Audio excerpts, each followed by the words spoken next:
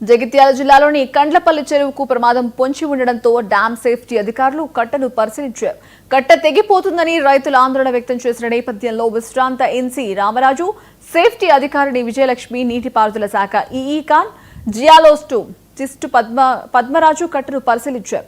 ఇక కట్టను మరమ్మతు చేసేందుకు నివేదికను తయారు చేసి ప్రభుత్వానికి పంపుతామని చెప్పారు. మేము డ్యామ్ సేఫ్టీ ప్యానెల్ వాళ్ళకు మేము ఇన్ఫర్మేషన్ ఇవ్వటం జరిగింది.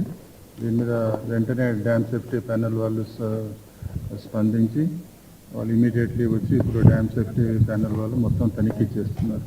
తనిఖీ చేసినాక ఈ ప్రాంతంలో ఎక్కడైతే ఇప్పుడు ఈ కట్ట పొంగిందో దీనికి ఏమేమి మరమ్మతులు చేయాలి, ఎలా చేయాలి, దానికి సంబంధించిన మొత్తం సమగ్రంగా దీన్ని అంతా తనిఖీ చేసి ఒక నివేదిక మనకు సమర్పిస్తారు. దాన్ని బట్టి మనము ప్రభుత్వం తరఫున మనం పనులు టేకప్ చేసి మళ్ళీ బండిని రిస్టోర్ చేస్తాం. ఎన్ని రోజులు పడుతుంది అన్నదా? ఇప్పుడు కమిటీ అయితే డ్యామ్ సేఫ్టీ కమిటీ వాళ్ళు వచ్చారు. వీళ్ళు మొత్తం తనిఖీ చేసినాక నివేదిక ఇవ్వాలి. కాండ్లపల్లి పెద్ద చెరువు నిజాం టైంలో కట్టిన కన్స్ట్రక్షన్.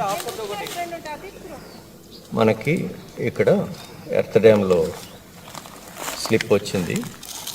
అదేంటంటే that's an indication that bund is unstable. ఇది జనరల్గా మనకి డ్యామ్స్ తెలంగాణలో జరుగుతూనే ఉంటుంది. మెయిన్ ఏంటంటే పడిన వర్షం లోపలికి వెళ్తే లోపల సాయిల్ ప్రాపర్టీస్ వీక్ అయ్యి ఇలా స్లిప్ అవటం అన్నది సహజంగా జరుగుతూనే ఉంటుంది.